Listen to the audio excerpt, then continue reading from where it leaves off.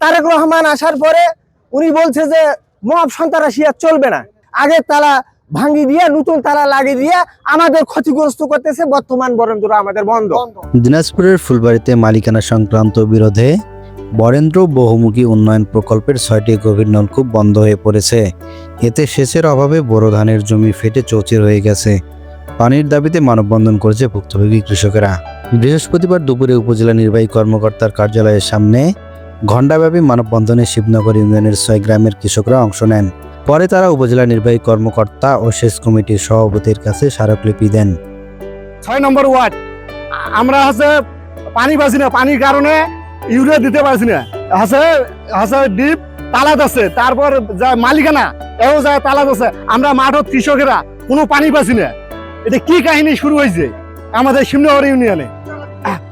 Police তালাক দিছিল, police গেছে, তারপর দিছে পলাশ, তারপর দিছে সুনামিয়া, দুই পাটিয়া তালাত আছে। আমরা কৃষকেরা কোনো পানি পাচ্ছি না। যদি আমরা পানি না পাই তাহলে ডিপ আমাদের পাড়া থেকে উঠে দেন।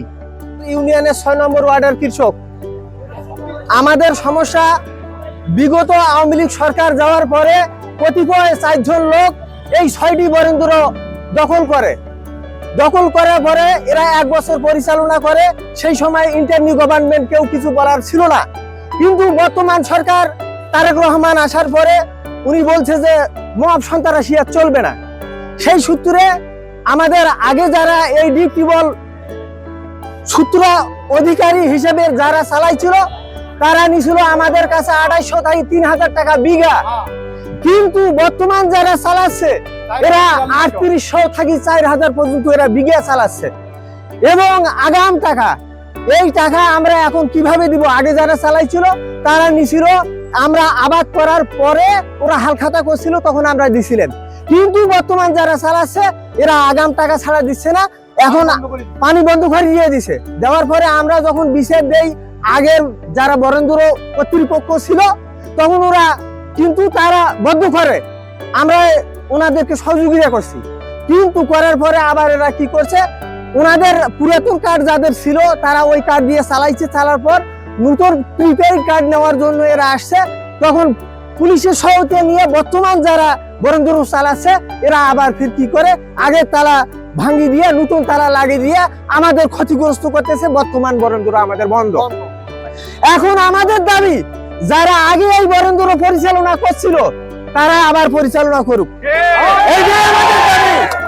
যারা আগে পরিচালনা করতো তারাই পরিচালনা করবে, আবার তাদেরকে দাও। কৃষকদের অভিযোগ, 2025 সালে আগের অপারেটরদের বাদ দিয়ে নতুন নিয়োগ দেওয়ার পর থেকেই বিরোধের সৃষ্টি হয়। এক পর্যায়ে নলকূপগুলোতে তালা ঝুলে যায় এবং সেচ বন্ধ হয়ে পড়ে। নতুন অপারেটরদের বিরুদ্ধে অতিরিক্ত অর্থ আদায় ও সময়মতো পানি না দেওয়ার অভিযোগ করেন তারা। তবে নতুন অপারেটরদের দাবি সরকারি নিয়ম মেনেই তাদের নিয়োগ দেওয়া হয়েছে। এদিকে বরেন্দ্র কর্তৃপক্ষ জানায় পরীক্ষায় অনুপস্থিত থাকায় আগের অপারেটরদের নিয়োগ বাতিল করা হয়। উপজেলা নির্বাহী কর্মকর্তা বলেন বিষয়টি তদন্ত করে প্রয়োজনীয় ব্যবস্থা নেওয়া হবে। আমিনুল ইসলাম, দিনাজপুর।